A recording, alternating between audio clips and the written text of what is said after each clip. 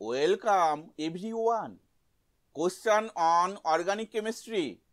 The product of the reaction is when CH3CONHOH is first heated with HCl and then treated with H2O. Product choices are 1. Methanol, 2. Methylamine, 3.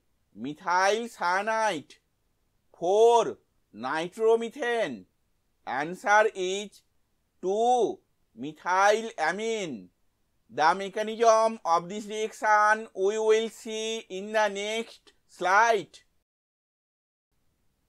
This is CH3CONHOH. When CH3CONHOH is heated with HCl, this intermediate is formed. From this intermediate, H2O moves out, the methyl group migrates to nitrogen, and the H plus moves out. As a result, methyl isocyanate is produced in the next stage, which reacts with H2O to form methylamine. This reaction is an example of Lawson rearrangement.